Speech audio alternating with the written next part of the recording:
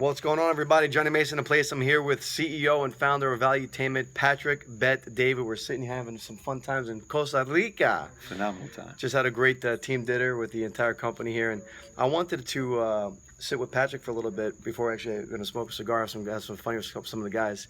I want to ask Patrick a entrepreneur-based question, and Patrick, I'm in Jackson. A lot of people from around the country came in, but still in America, a lot of people are still taught to go to school, get the degree, and we're almost somewhat promised to get this corporate job that's going to pay us what we're worth, and we're coming to find out that we're not earning what we're worth, and we kind of get stuck in this $60,000, $70,000, $80,000 a year income after working 7, 8, 9, 10 years for a company.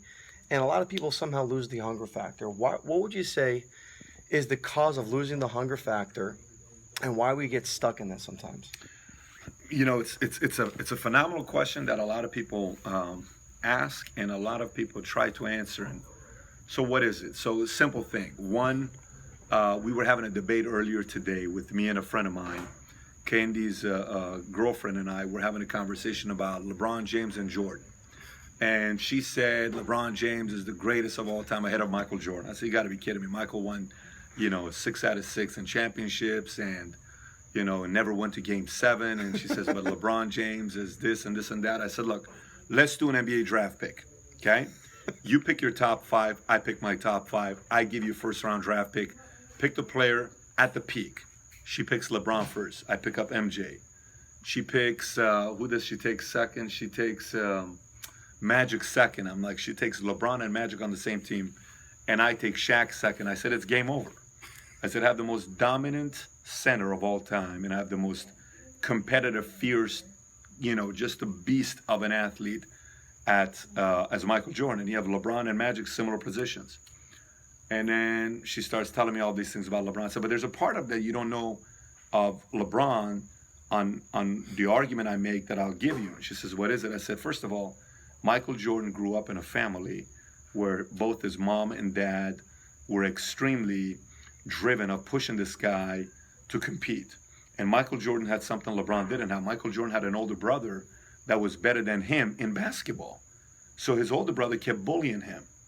For the longest time, I have 2 boys. My oldest son bullies the younger one, and it benefits the younger one. I know it sounds like, well, bullying is a bad thing, Pat. No, it benefits the younger one. So he's constantly being bullied by the older one. And MJ had that. LeBron never had that. LeBron grew up in an area where his father wasn't there, mother had issues. He had to be raised by, certain people in a church, and a pastor took him down and helped him be a man. But he never had a Dean Smith. He never had a coach. So the first reason why most people don't leave a $60,000, $70,000 a year job is because no one believes in them. No one believes in them. They don't have somebody that believes that they can go out there and do something bigger and make $1 million, $2 million a year income. Matter of fact, when somebody even says that to them, they're offended by it because they think it's a joke. They think this person's trying to play mind games with them. If you've never had anybody that's believed in you and looked at you in your eyes for at least 20, 30, 40 times, 50 times and told you, I believe in you, because the first time you think they're full of it. Second time they're full of it. Third time they're full of it. Fourth time you like it. Fifth time you like it, but you don't believe it. Sixth time you don't like it. Seventh time you like it, you don't believe in it. 10, 15, 20. Then you believe in a little bit. Then you believe in a little bit more. Then all of a sudden you fully believe in it. Then from there it's history. And you're not doing something big for yourself. So number 1 is belief. Nobody believes in them. 2, environment, surroundings. You're not in a surrounding where your best comes out. You're not in a surrounding where people are pushing you, challenging you. It's not a competitive environment that brings out the best in you. Third, a lot of times people's dream machine gets burned out. They no longer dream anymore because after being rejected so many times, and maybe having a father or a mother or an ex-husband or a boyfriend or a girlfriend or somebody keep telling you that you're average and ordinary, you eventually end up believing it. And if you eventually end up believing it, guess what happens? You don't really buy into all these other things that you can do it. And then lastly is you just believe the wrong lies. And I'll tell you what the wrong lies are. Regardless, we all believe lies. I'll tell you what lies I'm talking about.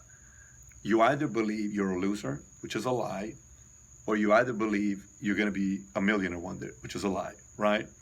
Here's what I mean by that. If you believe you're a loser, that's a 100% lie. Unfortunately, 90% of the world thinks they're losers.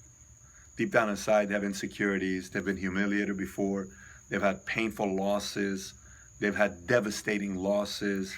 They've had terrible breakups. They've had, tried one business, didn't work. They lost their car and a house and a wife and a whatever. And so that made them believe there's no way they can do, so they're losers. Or the other part is somebody believes, hey, I think I can't be a millionaire one day. That's also a lie. How do you know you're going to be a millionaire? You don't know what the hell you're talking about.